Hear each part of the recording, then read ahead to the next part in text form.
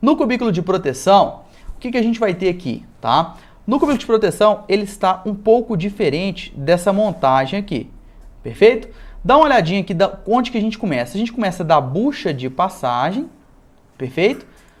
Vem da bucha de passagem, onde a gente vai ter aqui agora já buchas de passagem interna e interna, diferente da outra, né? Que a gente tinha derivação por cima interna e externa, porque a outra ponta da bucha vai ficar sob efeitos de intempéries e a parte externa da bucha, normalmente ela é da cor amarronzada, por quê? Para ela aguentar, né, raios UV, perfeito? E ela tem umas saias para poder também reduzir esse caminho preferencial para falta e evitar aquilo que a gente chama do flashover, né? Então, essa daqui, diferente do de medição, ela já é interna, porque ela está recebendo de um outro cubículo, que no caso é o cubículo de medição, se vocês observarem aqui no corte, ó, ela está recebendo do cubículo de medição, então é uma bucha interna, perfeito? Nessa transição, tá? E ela passa por uma chave seccionadora no corte frontal. Sai da chave seccionadora, passa pelos transformadores de corrente, que são 3 no total, a gente está vendo no corte, mas a gente vê 3 normalmente. Esse projeto tem aqui também um transformador de potencial na parede, que é o nosso caso lá também, perfeito? E aí a gente tem o disjuntor no frontal. Como eu falei para vocês, vamos olhar no corte aqui frontal, chapa, perfeito?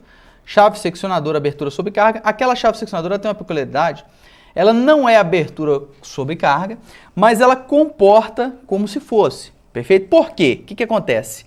Ali, nela, ela tem um micro switch ali, nós vamos mostrar ele operando para vocês. Ela tem um micro switch que mesmo que não tenha essas câmaras de extinção de arco, aqui ó, diretamente na estrutura mecânica dela, a gente vai ter um micro switch na lateral dela. O que esse micro switch faz? Na hora que a chave seccionadora começa a abrir, esse micro switch é um contato que está diretamente ligado no trip do disjuntor. Tá? Então, quando o cara começa a abrir, ele não chega nem a fazer abertura, os contatos nem saem, por exemplo, eles não perdem o contato com a parte superior, nós vamos ver ali. Ele já manda o sinal de trip para o disjuntor, evitando que a pessoa abra aquilo dali, perfeito, e aí aconteça um arco, e o arco é prejudicial, pode causar, perfeito, um problema, um dano ali, né, prejudicial para o operador, tá? Então vamos dar uma olhadinha, desce no barramento aqui, como eu falei para vocês, passa pelos transformadores de corrente. No caso ali a gente está com 3 TCs que eles vão fazer aquisição do sinal de proteção. Perfeito? Ele faz a aquisição do sinal de proteção e aqui a gente tem os eletrodutos que vão coletar os sinais dos transformadores de corrente. Você vê que muitas das vezes, para não poluir tanto o projeto, a gente não representa a fiação saindo aqui. Mas a gente, como montador, a gente entende qual que é a finalidade daquilo ali. Perfeito? No projeto. Isso é muito importante a gente salientar.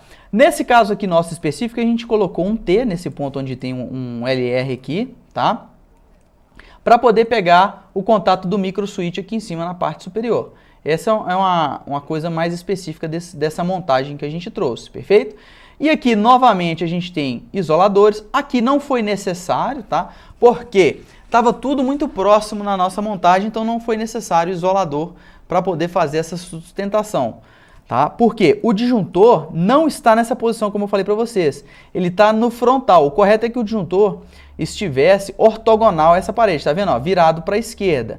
Como para fins de estúdio, né, a gente queria que ele aparecesse frontal, a gente colocou esse disjuntor aqui, ó, a gente colocou ele no frontal. Isso daqui é o bloco, vai ficar fácil. Na verdade era para ele estar virado para lá, mas para fins de didática a gente colocou ele no frontal. Então aqui vai precisar sim de isolador. Por quê? Para poder dar sustentação mecânica nessa curva que a gente vai fazer para derivar para o disjuntor. Dá uma olhadinha aqui para você ver na planta, ó. Se você observar na planta, a gente vai ter que fazer, né, uma sustentação mecânica aqui, ó. O barramento vai fazer uma curva. E o Rocha fala também que a gente não pode nem fazer curva assim. A gente tem que fazer 2 curvas de forma que a gente dê sustentação para o barramento. Dessa forma assim, ó. Tá?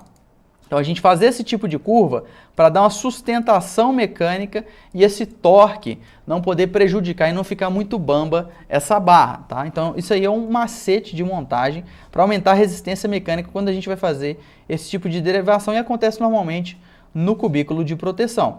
Perfeito?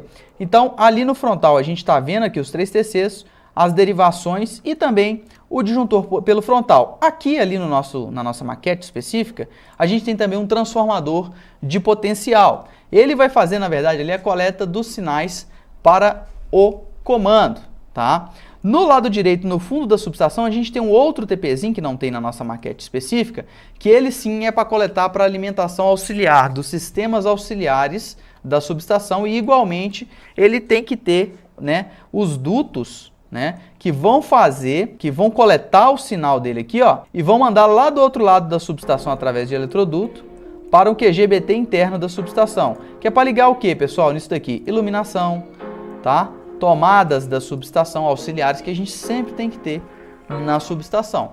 Perfeito?